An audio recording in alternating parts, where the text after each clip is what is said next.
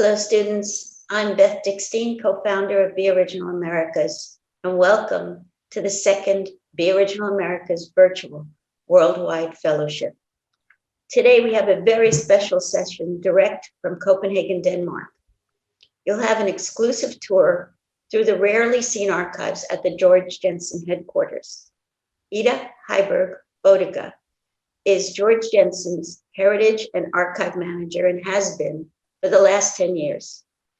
Ida has a passion for innovation and product development and can tell us the best stories behind this 117-year-old company known for its quality and beauty in jewelry and tableware collections. It is my sincere pleasure to introduce you all to Ida. Thank you, Beth. Hello, everybody. As Beth said, my name is Ida, and in Danish, I would be Ida Heiberg Bøttiger, but I don't expect any of you to pronounce it like that. As Beth said, I am Heritage and Archive Manager here at the company of Georg Jensen. We have about the next hour together, and I have different topics planned that I'm gonna talk about. First, I want to give a little introduction to myself and my work and what it takes to become an archivist and why I think it's fun. Then I would like to go into the details a little bit more about the company Georg Jensen, a little bit about our essentials. And then I'm guessing that we're all going to look forward, or at least I really am, to talk about the archives. So the archives here at Georg Jensen is a small treasure trove, and I can't wait to share small stories and maybe even small secrets about the archive.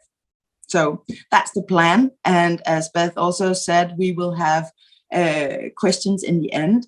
And I do hope that you have lots of good questions. And please don't hold back. I can't wait to hear from you. So as mentioned, I'm Heritage and Archive Manager here at Georg Jensen.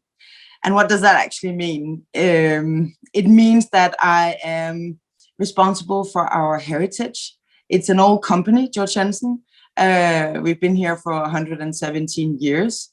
And as mentioned, we have an amazing archive. So I kind of take care of the heritage of the company. And then, of course, the fact that we have a physical archive here at our head office. I hold a bachelor degree in information and library science. So in good Danish, I was about to say, but I'm a librarian or an archivist. In Denmark, that's the same education. Before I joined the company here 10 years ago, I worked as a researcher in an executive search company. So you might wonder, how did I ended up being an archivist here at Georg Jensen? And I have to say, for me, the most exciting thing is to work with information or data or history, and then in a commercial sense, or to use it in a commercial sense. And if you can then add the dimension design, Scandinavian design, Danish design, if you can add that to the equation, then for me, that's the perfect match. So I might not be the classic librarian, if there is a thing like that today. But for me, it's especially using history in a commercial sense that really is something that I enjoy. For me, the fact that we use history and design heritage, I want to use it to create the future. And that's something we do a lot in here at Georg Jensen. I don't just want to save it for just save it like a museum. That's also important, not talking badly about museums, but the fact that we can use the history is really exciting. Alyssa, would you go to the next slide, please? Sorry. And one more. Yeah. Then you can also see our head office here. As mentioned before, it's this fact that you can use the history and heritage in a commercial sense, but we also use it, for product development, but we also use it for storytelling, for PR and marketing purposes. But I'll get to that in a second. Please go to next. So, first of all, the essentials of the company of Georg Jensen. Next, please. The essential of Georg Jensen is the fact that we are a Scandinavian design company that was based on craftsmanship and traditions and have been since 1904. We're dedicated to promoting Scandinavian design, quality of life, and we're fueled by acquired confidence, authenticity, and innovation. Next, please. So the company was founded by one man. You can see him here. His name, as you might have guessed, was Georg Jensen, or in Danish, we would say Georg Jensen. And he grew up in this beautiful, beautiful area just north of Copenhagen. It's called Rødvad. And as a small kid, you know, he ran around and he collected clay and did small sculptures. And he was truly inspired or fascinated by the nature that was surrounding him. In many ways, you could say that throughout his entire life, nature was his one source of inspiration.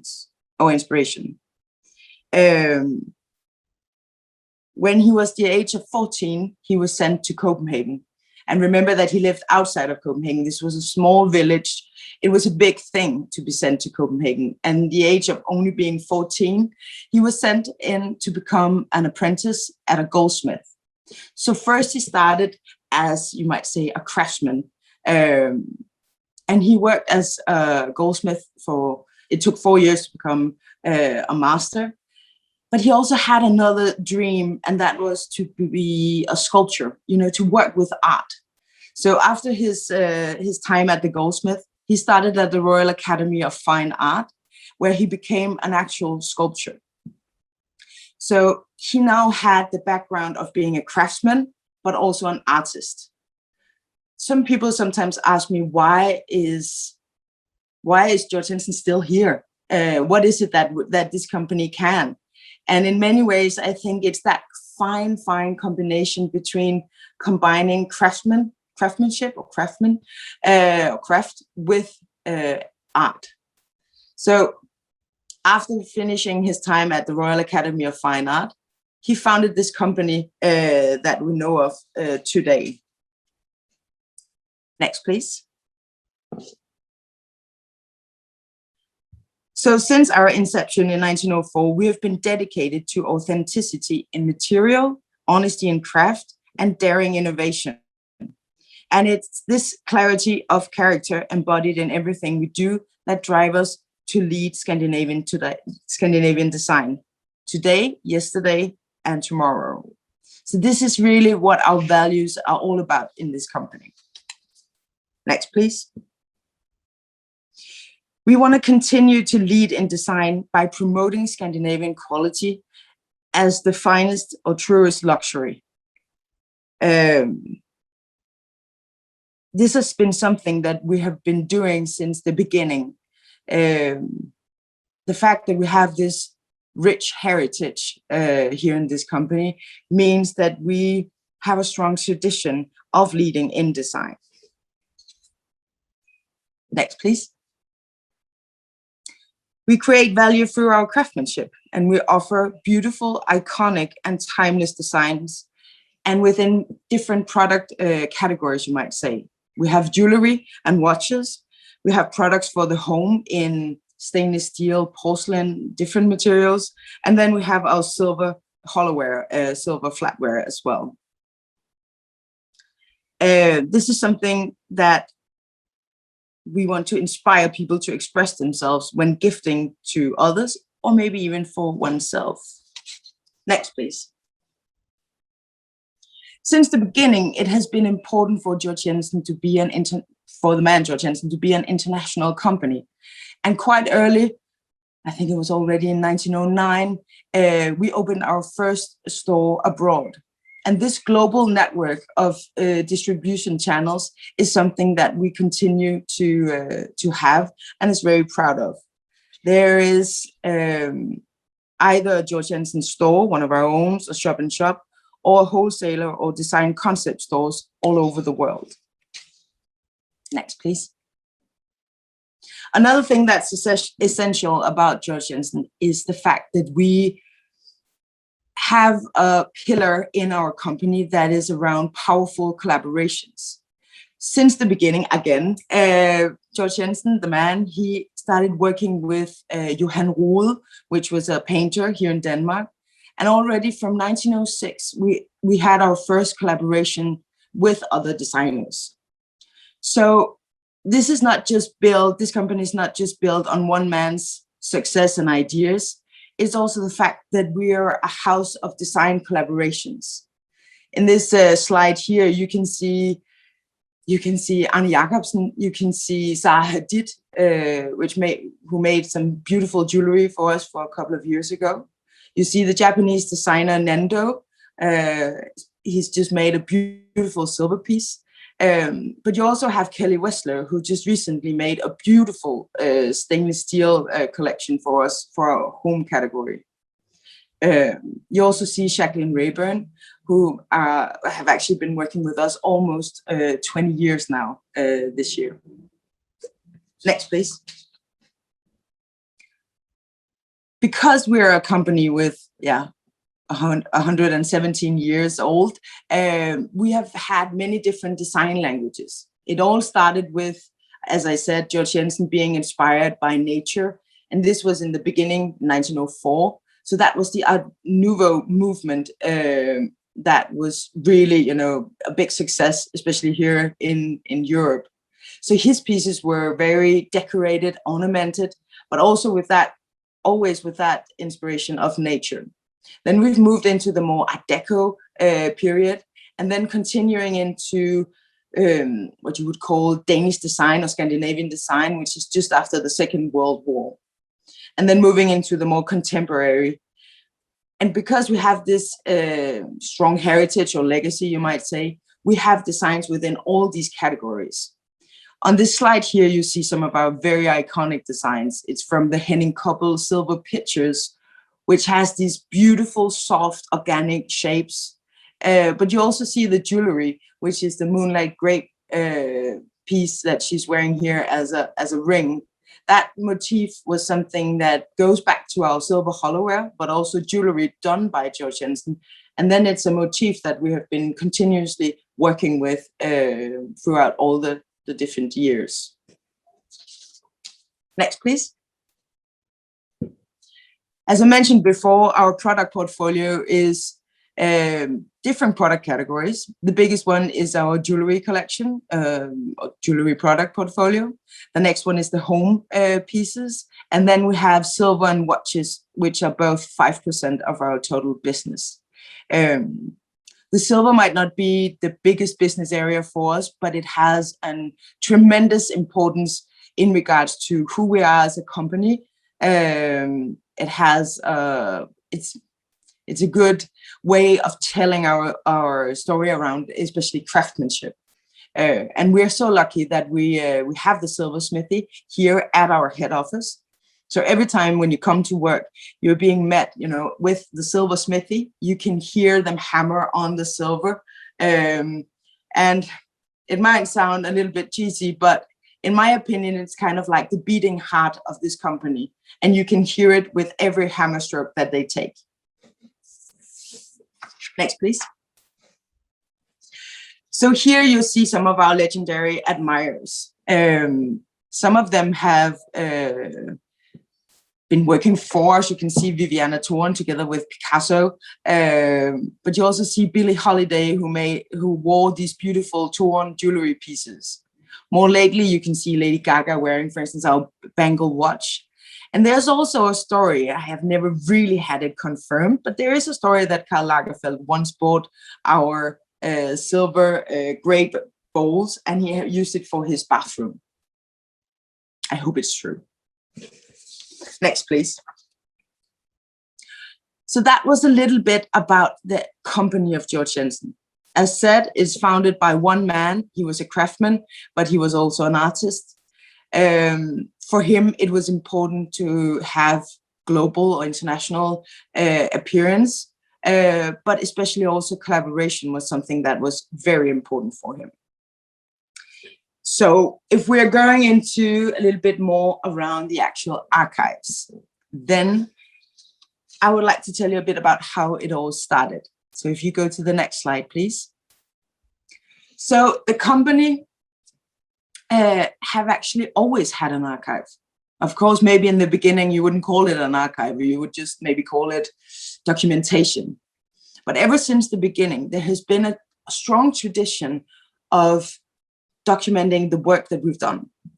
So the archive here consists of many different things, but especially the original sketches is something that's crucial and have been here since the beginning.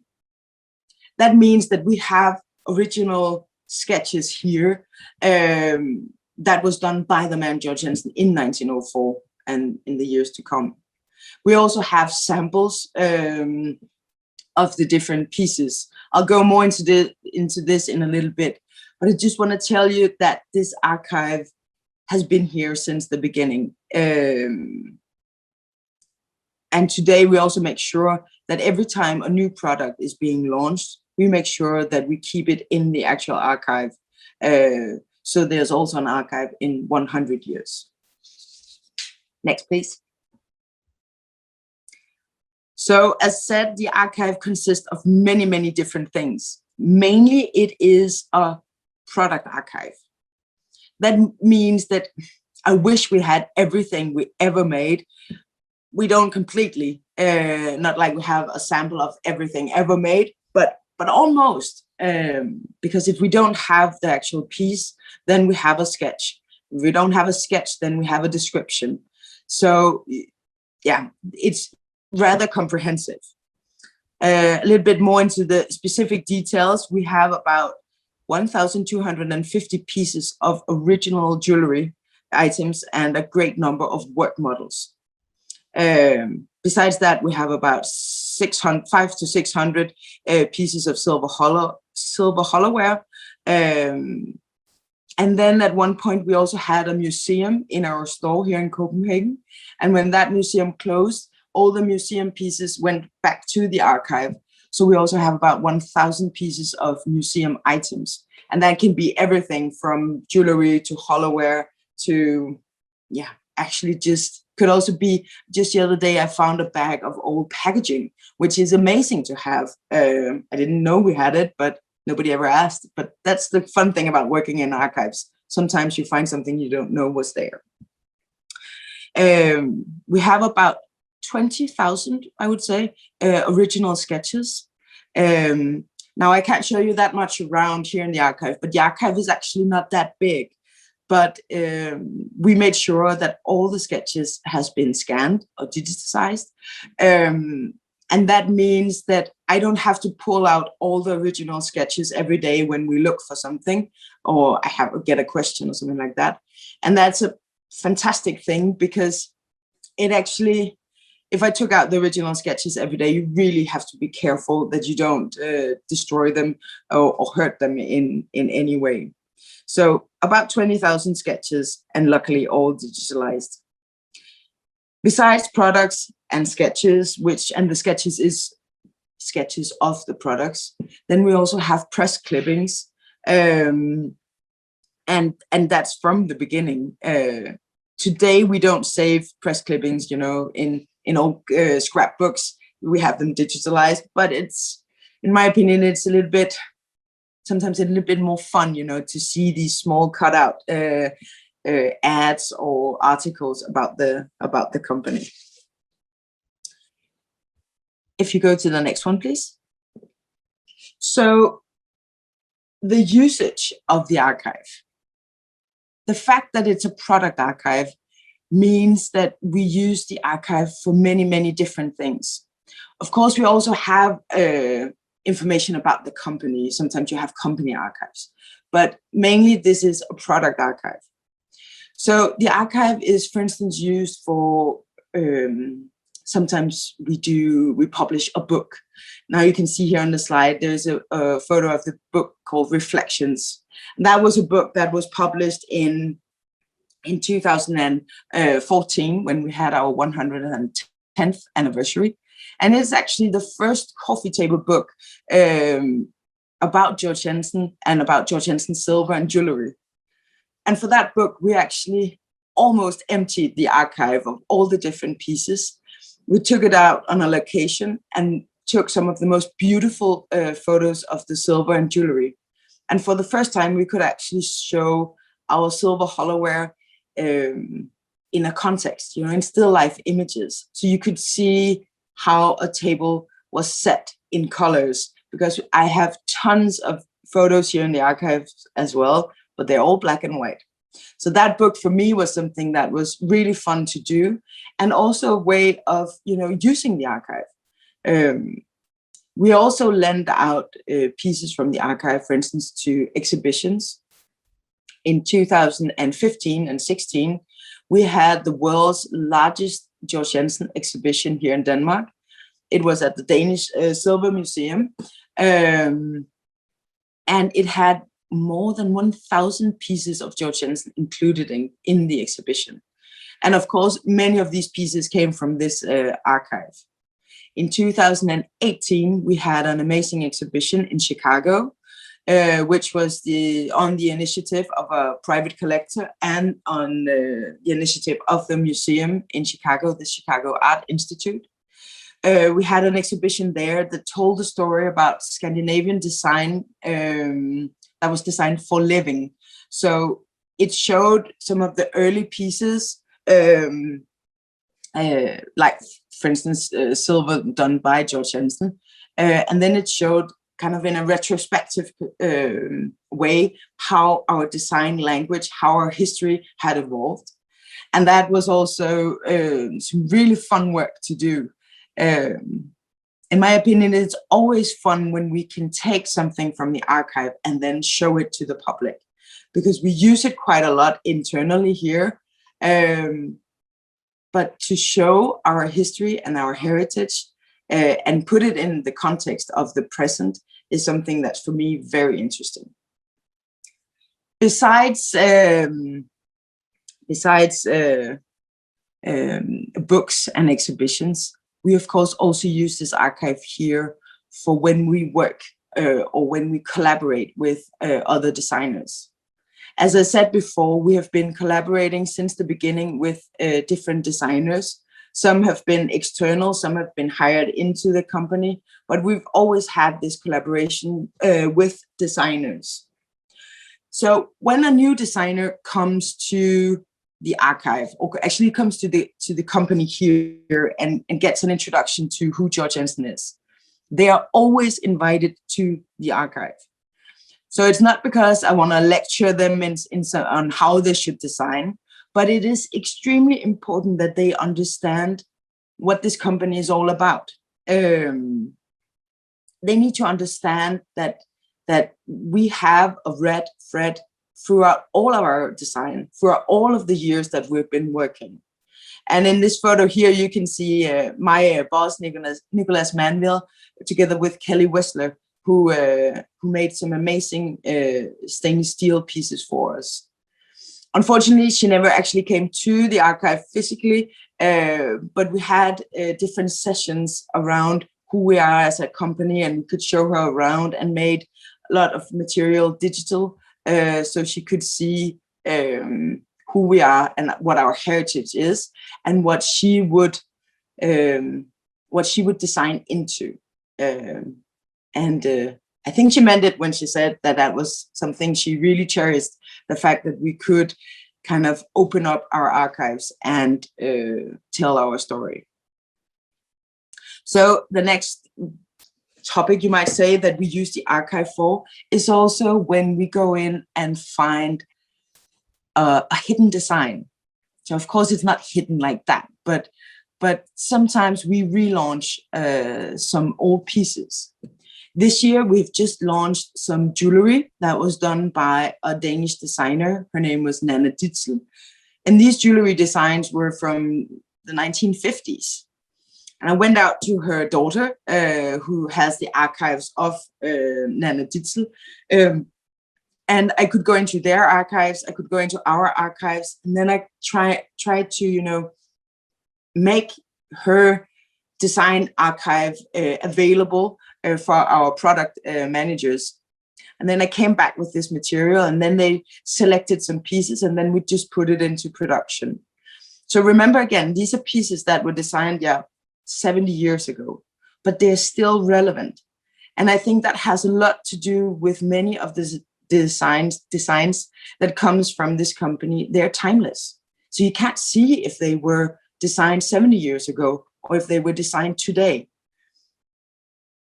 I would say that our design they're always classics, and they will always stand the test of time, both, of course, in quality, but also in design. Another thing that we found in the archive is this silver piece that you see on the photo, standing on the pedestal. This piece was designed by another Danish designer. His name was Henning Koppel. He was not a silversmith himself. He was a sculptor, and he's actually the only designer that has ever worked in all our different product categories. And when he came into the company, at that time at the silversmithy, he would come in with a sketch. And I'll show you one here. I hope you can see it. But this is a sketch from 1948. And he would come into the smithy with something like this. I don't know if you can imagine the silversmiths who are craftsmen, that a designer that comes to the door with this sketch and says, I want a picture like that, and I want it done in silver. And they were just like, that's not possible. We cannot do it like that. But he insisted. And also at that time, we also had a very visionary CEO, and he was just like, you have to make it work. He said that to the silversmiths. And they did it. It took about, 100 hours or 100 tryouts before they had it. But if you remember the sketch you just saw, then they actually made the silver picture. I don't know if you saw the sketch before. I have a feeling you didn't, so I'm going to show it again. But this was a sculpture, or an artist, you might say, that came into the smithy with a sketch like that. And then he wanted this done. And so they did it. But let me say, it was extremely difficult for them to do so. Henning Koppel the designer Henning Koppel has meant the world to this company. And in 2018, he would have turned 100. So naturally, we wanted to mark his 100th anniversary, or birthday, you might say. And we did that in many different ways, but one of them was that we really wanted to find that one silver piece that was a tribute to him as a designer, and the fact that he has done so much for this company. So I went into the archives, and I found this small sketch of a silver piece called 1041. So I think if you go to the next and then start the film, then you will see a small film on this silver piece that was a tribute to Henning Koppel.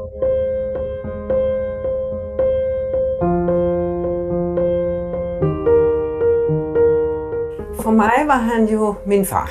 Han har jo hele sit liv beskæftiget sig med at tegne. Og nu hvor han så bliver 100 år, der er blevet bestemt, at der skal laves et kæmpe fad, som kun har været lavet én gang før, men som nu bliver lavet igen. Og det er store, klare, vidunderlige, bløde, dejlige bevægelser, som bliver et kæmpe fad. Det bliver fuldstændig fantastisk fad. After a lot of research and digging in the archive, we did find something that we felt was a magnificent piece, that could be a work of art, and that seemed like a fitting tribute to Henning Koppel. One of the challenges of making the 1041 was figuring out the dimensions. We have an image of Henning Koppel in 1954, and then we also have a film of him molding plaster into the shape of the 1041. Using his drawing, we can also use 3D printing, which has been a good tool for us. We have more of a way of finessing all of these lines and curves through 3D technology. It's not really a substitute for a tool, it's something that helps us do things we could have never done before.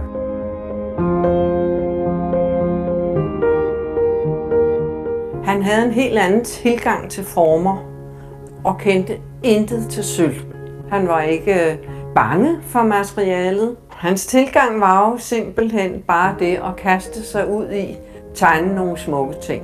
Om det var funktionelt, det kom i anden række. Men det skulle være smukt. Alt skulle være smukt.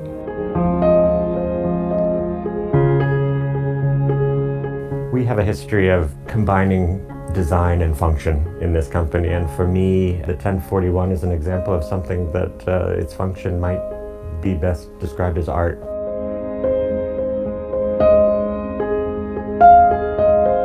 Det er utroligt spændende at være ansat som sølvsmed her hos Georg Jensen, for vi laver produkter, som stort set ingen andre steder i verden. Den kvalitet, vi leverer, den er helt unik.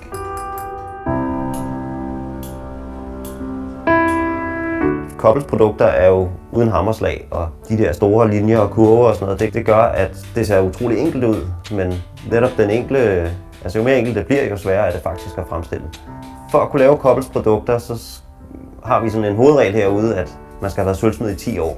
Man bruger så lang tid på det, og der er så mange detaljer, der skal være på plads, og der er et formsprog, som skal sidde lige i øjet.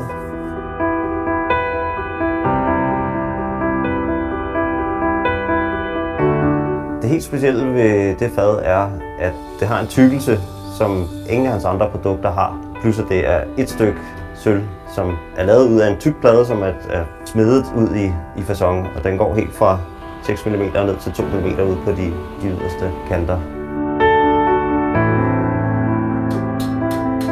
Sølv er faktisk noget af det mest utaknemmelige materiale at arbejde i. Hele tiden har haft vores 3D-model oppe og se, hvor er det, der mangler materiale, og fået den strukket ud, lidt ligesom med en kagerulle. Og så er det det med at få faconen, få højderne, få vredet i fadet. Og derfra står det så meget råt og bulet og hakket og skrammet fra hamret og træklodser og sådan noget. Og derfra skal den så planeres, hvor man har jern på indersiden og en blank hammer på ydersiden. Og så sidder man og retter alle de grove mærker og sådan noget, får man rettet ud, så både det bliver blankt på indersiden og blankt på ydersiden, men dog med hammerslag, som så senere skal files af. Udvendigt med en fil, og indvendigt bruger vi pimsten. Ganske almindelig lavasten, som man sidder med hånden og faktisk sliber det med håndkraft indvendigt fra. Og alle de steder, hvor filen ikke kan komme til, smærvelpapir og finere korn, og til sidst så skal det poleres på maskinen. Og kanten bliver så også taget af med henholdsvis sav, der hvor saven kan komme til, og ellers med sandpapir og fil. Få den helt rigtige facon og hældning. Også den kanten har også en betydning for, hvordan hældningen ligger der, netop for at kunne få pladetykkelsesdimensionen med i, at den går fra tyk til tynd og sådan noget. Det er ret vigtigt.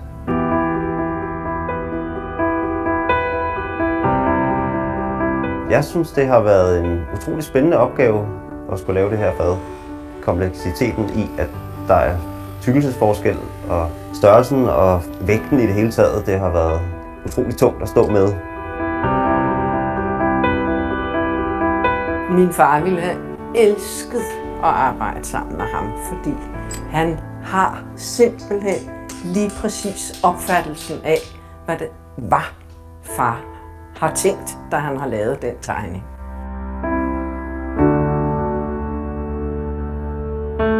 Jeg tror, det er lige sådan, som Koppel ønskede, at det skulle være. Og havde han stået her i dag, så havde han været glad. Det er helt sikkert.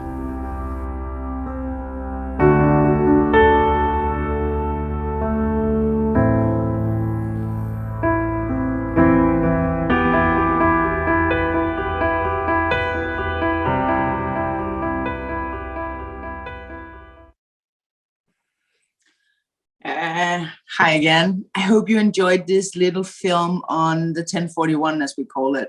I wanted you guys to see it because it shows the fact that we sometimes can find designs here in the archives. So this 1041 piece, it was designed in 1954, and then it was destroyed because Henning Koppel was not satisfied with it. almost everything was deleted about or erased about this piece. But luckily enough, we found a small sketch, as you could see. And the fact that we could bring a piece like this, we could bring it to life again. That was a true collaboration with, of course, us here in the archive, but also the fact that we still have a strong connection with the family of the designer. He's unfortunately not here anymore, but his family, his daughter, as you saw here in the film, is. So it's that collaboration with the heirs of the designer, and then the silversmithy, and then the fact that we have an archive. That piece there, it took, the actual production of it took more than 6 months to make. And it was Henrik, as you saw in the film, who did it. And I really also wanted you guys to see some images and some film from our silversmithy, because the things they do down there, that is, in my opinion, almost magic. Of course, it's not only a matter of relaunching, old designs. As I said before, like when we work with new designers, then we use our history to make sure that this new designers understand who we are as a company and our design heritage. Sometimes we also work with small details on an actual product, and then we develop further from that to new products that can be a handle, it can be a line on a silver pitcher that became a thermo jug. It's something about working with this heritage. So it's not a matter of copying the past. Of course, we relaunch, but it can also, just to work with the heritage. And I think that is truly a unique way of working with archives. So the next topic that you can see here, that is protection. And what do I mean by that? It means that this archive here is actually considered a national treasure trove. It is protected by the Danish National Heritage Agreement. And that means that if, for instance, Georg Jensen were to move their head office outside of Denmark, they can, of course, do so. But the archive can never leave Danish soil. We can never sell anything from the archive. And I have to say the values up here are crazy, but we don't have any desire of selling anything, but we're actually not allowed to. And that is simply because everything in this archive is so comprehensive that it is a clear, you might say, evidence or evidence of Danish design since 1904 and up until today. And because it is so comprehensive, it is treated like an entity that can never be split, sold, or moved outside of Denmark. And that is really unique. I have asked many of my different archive colleagues around here in Denmark, but also around the world, and I haven't heard about anybody who has something like that. So that means that we really take good care. We really try to take good care of this archive, and we also have an obligation to do so. And that is really unique as well. If you go to the next slide, please. So the next slide, that's a little bit about the future, because when you go to archives, you might think that we're all about the past. But we've talked a little bit, or I've talked a little bit about it earlier, but we need to make sure that this archive is also an archive in the future. And of course, things change. In the old days, you would maybe make a work model in brass and then produce it in silver, or you would even make the work model in silver and then produce it in gold or something like that.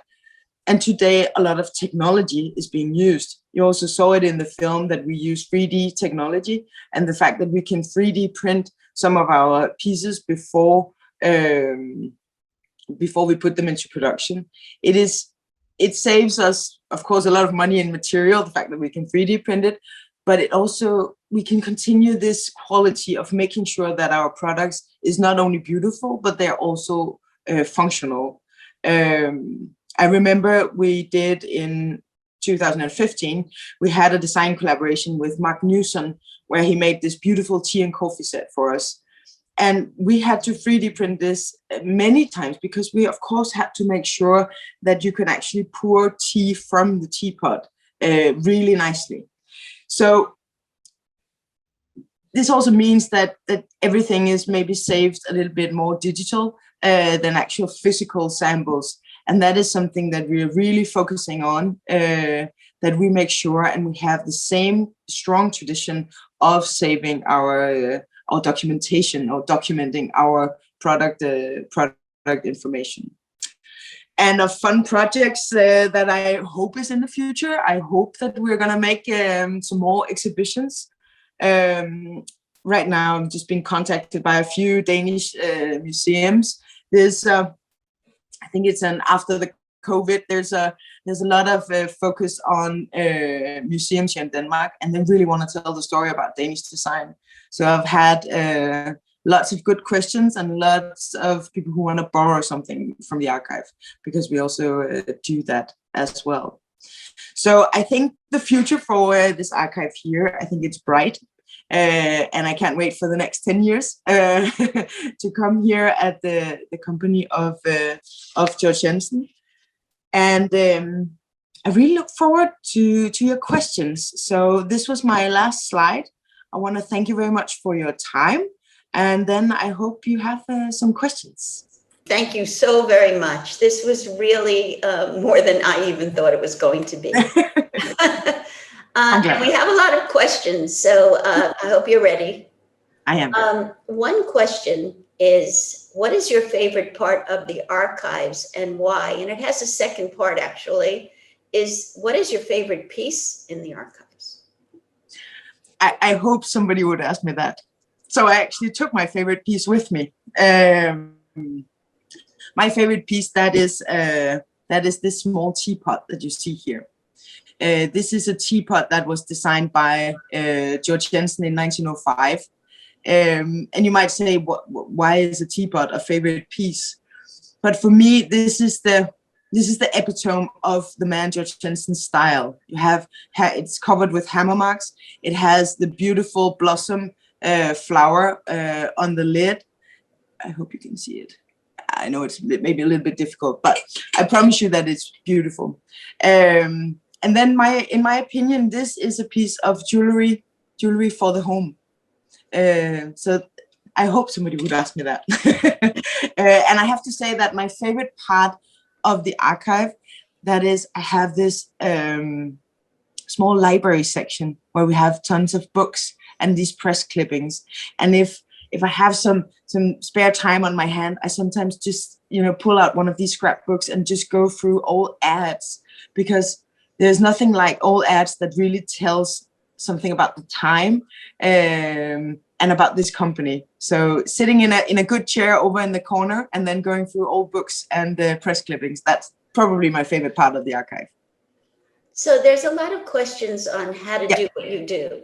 One is, do you think it's possible to do your job without having an information science degree? This person has degrees in art and design history and would like to do research and archiving as a career. I think it is. I don't know if things are very different from Denmark and abroad, but I think many of my colleagues, we are either librarians or art historians. So I for sure think it is. And in many ways, I had a personal interest of design, but I didn't study it. And I also think that historians, and especially art and design historians, have something that's not included in the library and information science degree. So I'm sure they can. So as an addendum to that, what skills and training do you think students who want to work with archives need right now? Of course, you will learn some fundamental research skills, archival skills, and things like that. What I think is important, and something that I don't want to criticize the Danish education, but that is lacking a little bit, that is the understanding of a business.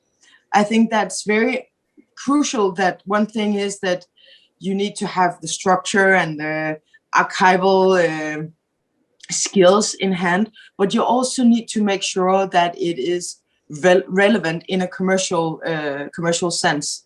So I especially think that to include a little bit more on businesses or companies in the educations. I don't know how it is in the United States, but here in Denmark, we could do that a little bit more. The good thing about these fellowships are they're very global. Good. Here's another question. Thank you for your time today. What a super opportunity. The work of Georg Jensen has long inspired me. That's not me saying, it's the question. Yes. My question is geared towards working as an archivist. What advice would you give to someone looking to enter the field now, who is redirecting their professional path as you did? How do you make those connections, and where do you build the knowledge? When I was studying, I made sure that I was in different networks. So here in Denmark, we had something called the Danish Archival Foundation or something like that. And that was the first thing I did when I could. I actually applied for a job there. I was kind of an administrator helping out. And that made the fact that I quite early learned other people. And of course, I love my fellow students, but it was also important to build that network. So I have to say that networking is really, really important. And then going out and doing some research about companies, find those maybe 10 companies that you really wanted to work with or for. Build them a business case and tell them how they can leverage their history and heritage. I really think that if you can add that business perspective to history and heritage, that is crucial. This is about the archive itself. Can a student visit the archives? And the second part is the archives open to the public as a resource, like a library? Good question. No, this archive here is not open for the public. I would love it. I would love it if it was, but we don't have the resources to do it like that. Instead, we do these exhibitions, and then we don't have a established archive service like where you can go in and then ask 10 questions or get some help on research, and then you might pay a little fee or something like that. But I am always very open for visitors. It might be in the context of your studies and things like that. So in general, it's not open to the public, but we do enjoy having guests here as well. So it's always a matter of reaching out to the company, and then we'll see what is possible. Sometimes I also assist, for instance, at larger assignments, education assignments and things like that. Do pieces from the archives get loaned out to museums and other places for exhibition? Yes, they do.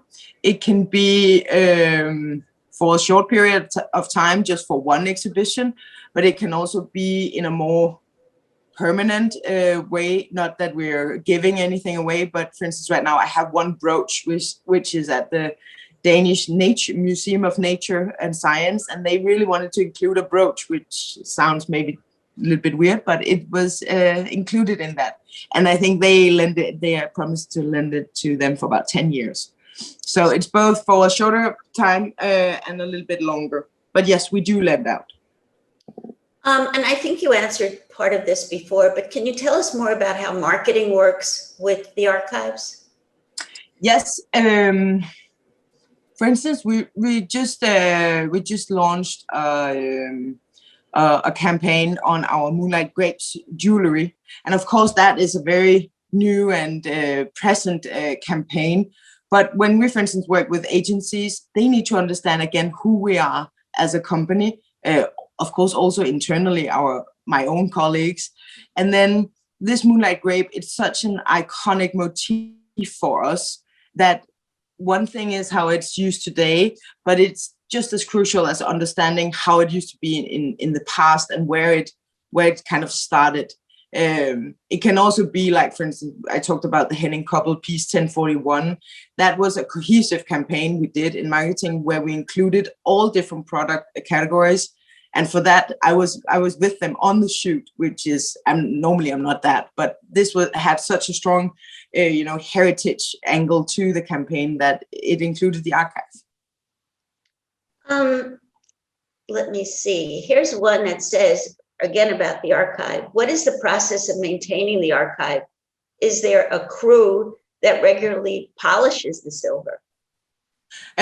We have in the smithy, we have 2 guys who's working in the polishing department. And I have a rule up here that the silver is only being polished when it goes out for an exhibition or on display. Because when we have people in the archive, I always encourage people actually to touch and feel the design. Because one thing is what you can see with your eyes, but to have a piece in your hand. So for me, it's not so important that the silver is polished in the archive. Of course, when it goes out on tour or on display or things like that, we do polish it. But if not leaving the archive, then it is tarnished. But it's more a matter of, seeing the form and functionality, understanding what it is, and then the maintaining part is next. And also, we don't want to tear on the material, because for these very, very old pieces, if you polish it too much, you will actually remove a little bit of the silver every time. So only when it's going on tours. That's so interesting. When you lend a piece, speaking to that, for a long period of time, like 10 years, do you ever check on the condition of it throughout those 10 years? Yes, we make these loan agreements, and that always says that I need to get, or we as a company need to get access to the piece if we want to check how things are with the piece. They can also return it for us, and then we polish it. Often we would prefer to polish things ourselves or repair, or if anything were to happen, then it comes back to us and then they get it again. So yes, we make sure that everything is still in good order. Again, you may have answered part of this before, but it is so interesting to see the focus on jewelry, yet a continued focus on silver hollowware. What is your favorite piece in each? Oh, that's in hollowware, that's for sure the small teapot. Of jewelry, I have to say that we have been working with this Swedish designer. Her name is Viviana Thorn, and her designs, they're to me so breathtaking. She has been working with, she really stretched what is actually possible to do with a material. You will have, again, often soft curves. She also often used the lock as decoration. So instead of hiding it in the back, then she would use it in front. So for jewelry, I think her pieces, she's made this huge silver brooch that has these soft organic curves. You can't see where it ends or where it starts or where it ends. And you can actually almost, you can just look at it. It's a beautiful piece or sculpture, you might say, in itself. We have 2 last questions that we have time for. With so many design processes being digital now, how do you add digital artifacts and sketches to the archives and keep them organized and accessible? Today, they are still, you might say, in many ways, in the actual product areas. So we have product managers taking care of each product area. And then when a product is being launched, just as well as I get or order a sample, not a sample, it's actually a final piece, but I order a piece for the archive. I also, you could say, order the documentation from the product teams. So because we have to restrain ourselves a little bit also on regards to space, both physical and digital, I always request the final sketches of each piece. it's not because I don't care about what has happened in the process, but we need to often we need to kind of say, okay, this is what we will save in the archive. So that is a collaboration internally I have with the product managers, that they're responsible of handing over documentation for all final products to the archive. And this is our last question. It's always a good one. What do you have? Any last words of advice for the students? Oh, that's always, that's a good one. I think that if you find history and design interesting, and if you want to work with it in a commercial sense, I'm going back to a little bit about the networking.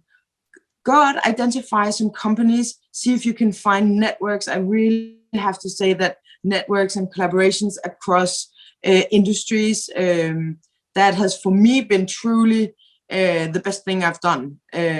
When I started at my education, I didn't know where I would end up. And I think it's something that you're being formed while you are being educated.